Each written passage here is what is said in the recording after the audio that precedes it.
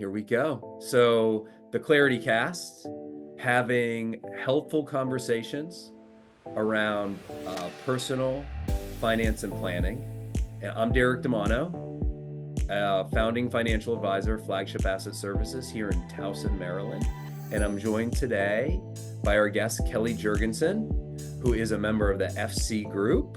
She's going to tell you a little bit about who they are and what she does. So Kelly, so glad you could join us today. Maybe if you could introduce yourself, that'd be great. Yeah, hey, I'm Kelly Jurgensen, as Derek mentioned. I'm with FC Group. We are an insurance agency in Maryland. We have several locations throughout Maryland, including the Eastern Shore and the Baltimore Metro. And I've been in insurance for about 5 years. I live out in Pasadena, Maryland. And I got my start in insurance through classic car insurance. So that segued nicely into what I do at FC Group, which is advise our private clients on how to insure their risk and mitigate their risk. Yeah, great, Kelly. I know we're going to talk, it's spring, and we're going to talk about, cars and collectibles and that sort of stuff, which is really fun. And I know you have an affinity, you and your husband, for vehicles. But private client is a term that we see more and more often, and I know my clients are seeing it, and people listening or watching, this cast may or may not be familiar with it. So can you talk a little bit about this term private client, and when clients are hearing, and when individuals are hearing that, like what that really means, what they should be expecting a private client group at like an insurance agency or brokerage to be doing and offering. Can you talk maybe a little bit about that? Sure. At its core, private client insurance is really insurance for someone who has more to insure. Okay, It's cool. as simple as that, Yeah. right? So our middle market insurance companies, they're looking at clients that maybe have a $400,000 home, 1 or 2 cars. There's not a lot of risk that they're taking on as the average consumer. Mhm. But with a private client, they tend to have more risk that needs to be managed. Higher value homes, standard is about 1.5 million in Mhm. replacement value or above for Mhm. those homes are considered high value homes. Mhm. Um, Umbrella insurance, so excess liability, more cars, jewelry collections, Mhm. wine collections, yachts, boats. So you can start to see where the more that you acquire as part of your asset portfolio, the more risk you're exposed to. Mhm. And particularly when it comes to liability insurance, a lot of times in our court system, a lawsuit is not based off of what they think they should receive in a settlement. It's based off of what they think you can pay Mhm. in a settlement. And so we want to make sure that our clients that have these asset portfolios that are a lot larger are insured properly. Mhm. With private client insurers, there are a lot of names out there in terms of insurance carriers that we use. Chubb is really known in the space, AIG, Pure, Cincinnati. All of these really are focused on just high value clients and clients with large portfolios. Mhm. When you talk about the middle market, it's more like your Nationwide, your Allstate. Those programs are targeted to insure the masses. It's your average consumer. So their liability limits and also their customer service isn't really tailored to a private client that needs a little bit more of a touch point to insure. Um, that's super. So one of the things I think is helpful is when you talk about like these terms like this, like you know, does it sound like that's me, right? So you mentioned a couple of things. So private client potentially being a fit for that type of service. We have a home, it sounds like replacement cost on that home is 1.5 million or more. Maybe can we talk a little bit about, so people might not be familiar with like what their Zillow says, Yeah. right? And what their replacement cost is. And we don't have to get super into the detail, but maybe like an example. If you have a home, like, so we're both happen to be in Maryland, so maybe Annapolis is an example, right? So what a replacement cost might be compared to what their Zillow might be showing. Can you maybe talk about that? Sure. So what a Zillow is going to show is a market value, right? Hmm. That takes into account not only your actual structure that's on the property, but the property itself, how close you are to a school system, if you're waterfront. Sure. Those property values take into place that market value. What replacement cost does is put a value on what it would take to rebuild your home from the foundation up. So Hmm. we're talking construction materials, labor, and some of that is very driven by what the market dictates in a certain part of the country or region. But it really has to do more about price per square footage, finishes that you have in your home, and the tangible items, not necessarily that your property in Severna Park, Maryland is worth more than if you were to build your home in Bowie, Maryland, because the school systems are a 10 out of 10. Got it. Does that kind So, of clarify things a little yeah, bit? so the market value is going to be higher than the replacement cost, right? More often than not, yes. Yeah. Okay. And then so private clients, so we're talking about homes 1.5 and replacement costs or higher. The other thing you mentioned that stuck out is like you mentioned like a wine collection, right? So we're talking about like collectibles that get um you know that can be expensive and are not maybe run of the mill. So I'm assuming beyond just your standard jewelry, we're talking wine and art and like that type of stuff, right? That's of value in a home. Um, and then what we were going to talk about today, or at least I think, was like car collections and cars and high value cars and so forth, and some of the nuances. I know that prior to this conversation we had talked about spring and their car shows and like and so maybe maybe you could start us off with just talking about um like what a person that is going to buy a vehicle that's beyond like a normal like and I probably need to be careful with these terms, but beyond the car that they're going to daily driver, Right. whatever A that is. fun to drive car. Yeah. Yeah, beyond whatever their car is, regardless of expense that they're going to drive every day. Like they're starting to look at a car that really is not that they're buying because they really love or they feel like it's going to appreciate in value. Maybe could you talk about like what are some of the specifics when thinking about having that vehicle or thinking about accumulating vehicles like that people need to just start like what's different, right? What is going to be different from what they've done always on their other cars and trucks? Yeah. And if you're getting into the car hobby, I'm going to say right now, I'm sorry. Yeah. It can be a love-hate relationship. I have heard many swear words coming out of my garage. Late nights, things that you did a month ago, you have to redo. It's really a labor of love. But with anything that you invest in or that you're looking to collect, I think you should look towards what you like and what you love.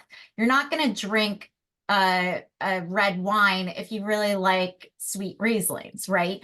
So it's the same with cars. If you drive an F-350 as your daily driver, Mhm. you're not going to go out and buy a mini Corvette that you're sitting super low onto the ground. You might, but that's really what we're seeing in terms of car collectors that are starting out for the first time.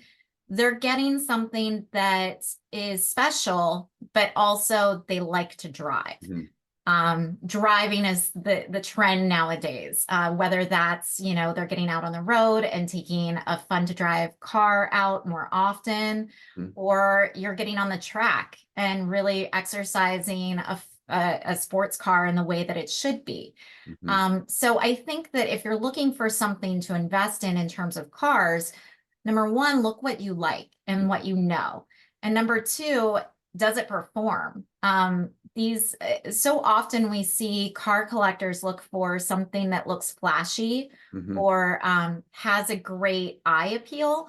But Yeah. I think what a collector wants these days is something that they can actually drive and has a little bit of horsepower, has those luxury features that makes them comfortable when they're on the road. Mhm. Um, so yeah, it really comes down to what you like and what you know. Yeah, so Kelly, maybe like what popped into my mind when you use that example is like, all right, so um I drive an F-350, right, as an example, and we don't have to get into whether it's been leveled or lifted or any of that. So, but that is, Right. I drive a large truck, and I've decided that I've always wanted like a 1970s Bronco as an Yeah, example. So that's a collectible item, right? So many of those things were just trashed over the years, so there's right. not a ton of them. And so now I've found this 1970s Bronco, and let's just pretend it's in like original type condition, right? It's got all these matching numbers and all this stuff. Okay, so now what am I dealing with, right? So let's take the price tag out of it. So that's what I really want because I've always wanted it, and I'm going to write the check for it. And so now what am I up against? What do I need to start thinking about to properly insure like a vehicle that's like that? Yeah, so a collector car is different than your daily use vehicle because the risk is different, right? Mm, So the way that that policy is written, hopefully you'll write it on what's called an agreed value policy. okay. Your daily use vehicle is what's typically on an actual cash value basis. Mm, And that means that every day you drive your F-350, you're putting miles and wear and tear on it. mhm, So it's depreciating in value. It is worth less than what it was worth on the day that you bought it. So the insurance policy is going to follow that value. And let's say you total your F-350 in 4 years after you purchased it and it has 100,000 miles on it. mm, The value that the insurance company is going to reimburse you for that F-350 is going to be a lot less than what you paid for. mhm, With agreed value, we're taking into effect that your Bronco is actually going to go up in value over time, hopefully, or it's going to retain its value because you're driving it a lot less. There's less risk associated with getting into an accident because you're driving it a lot less than your daily use vehicle.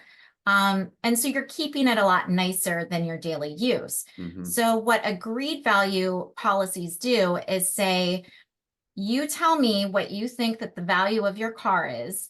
And as the insurance company, I'm going to agree to that value. mhm. And if it's totaled tomorrow or if it's totaled 5 years from now, that's the amount that I'm going to write on the check to you when it is totaled.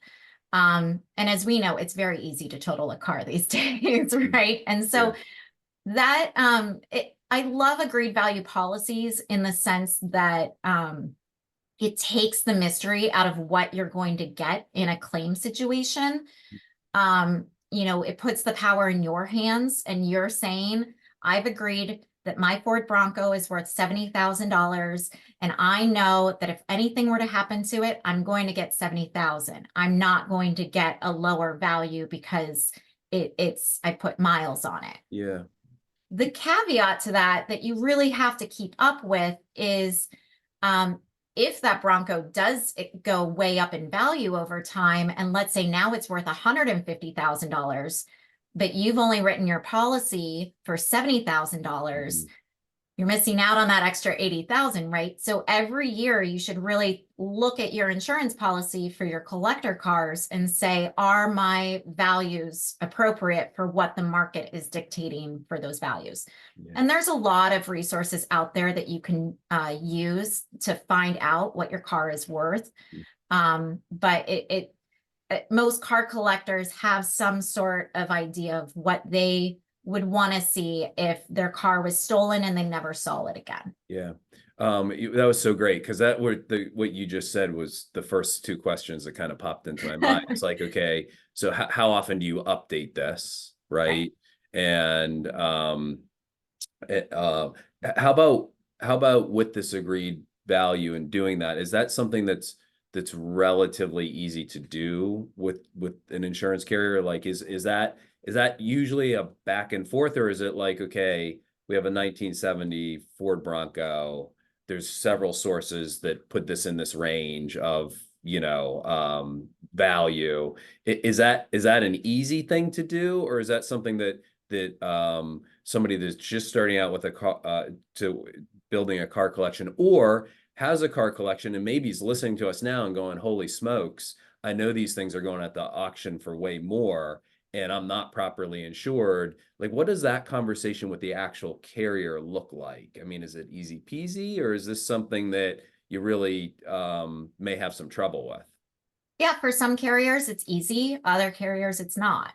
If you're looking to put your Ford Bronco on your same insurance as your daily use vehicle, and your daily use vehicle is insured with Geico or with State Farm, they're going to have a hard time writing that type of Bronco. At the end of the day, those insurance companies, again, they're built for middle market. They're built for the average car, a Toyota Camry that has a lower value, but also isn't as specialized in determining what that value is. So with a specialty company, let's say a Haggerty or a American Collectors, American Modern, those insurance companies specialize in classic cars. And so they have no problem writing an agreed value policy. There are some carriers that will write both daily use vehicles and nice to drive, fun to drive cars on the same policy, and you can dictate whether it is at an ACV or actual cash value or an agreed value. It's just knowing those nuances of what a carrier will accept and what a carrier won't accept. And an insurance agent can kind of help you determine what the proper channel is for those cars. Yeah. So, I mean, it sounds like, as it is with most things, is having, a qualified professional that you're working with, and then also having like the right carrier for this specific thing. And this is a little bit off what we're talking about, but it did. So like, you have a wine collection. Is that agreed value too? Is that what's happening? Is that are you doing that on these other collectibles too, or is it different? No, that's a good point. So it is on a agreed value basis with the collectibles. When we write a jewelry or an art piece on an insurance policy, it goes on a form that's called an inland marine form. And a history lesson for you, an inland marine form was actually one of the first insurance documents that they used for goods that were coming over from Europe to the United States. They would have an inland marine form that would have a schedule of everything that was on the ship. So if the ship went down, they knew what they had to reimburse for. And that form is true now as it was back in the 1700s. We take a list of your jewelry or your artwork, shoes, handbags, wine, bourbons, anything that you really collect, we can put on this inland marine form, and we list what the value of that item is worth. And should that item ever get lost or stolen or damaged, we can insure to that value. Yeah. Okay, cool. So I know that was a little bit of a tangent, but we were kind of talking about these things. So how about, like, we're talking about vehicles, and I guess not just cars, but I guess it could be motorcycles and trucks and so forth, and these car shows and all that stuff. Could you talk maybe a little bit about we talked about this agreed value thing. So these cars, like, if you're doing, like, if you're going to these shows, maybe with a vehicle, right? Like, is there anything specific? Like, so I'm super excited because I bought this Ford Bronco that we've been talking about, right? And now all of a sudden I'm either going to drive it or tow it to a show so I can show it off to other people that really love Ford Broncos, right? And I guess it's the same if it's a Ferrari or a Maserati or whatever it might be, right? Are there things that like people should be thinking about uh differently there too? Like, because that's not what you normally would do with like your, your SUV that you drive and pick up the kids and the grandkids in, right? So are there considerations there, Kelly, that people should be aware of? Yeah, every carrier has guidelines around usage for those vehicles. So you want to make sure that you read what the usage is allowed for that specific vehicle. Are Mhm. they limiting your mileage to 100 miles a year, or are you free to drive it on a Friday? So you want to make sure that you know what you're allowed to do and what you're not allowed to do. Some insurance carriers don't like if you drive a car to the office on a Thursday, Yeah. but other insurance carriers have no problem with that as long as it's not 7 days a week. Okay. So it's good to read your policy or just ask your agent when you take out those policies. I will say, if you're going to show your car, I know a lot of collectors have been really excited to buy their first collector car, and they take it out to a show and then something happens. And it's never their fault, right? It's always someone else's fault when something happens to a collector car. We Yeah. see this all the time.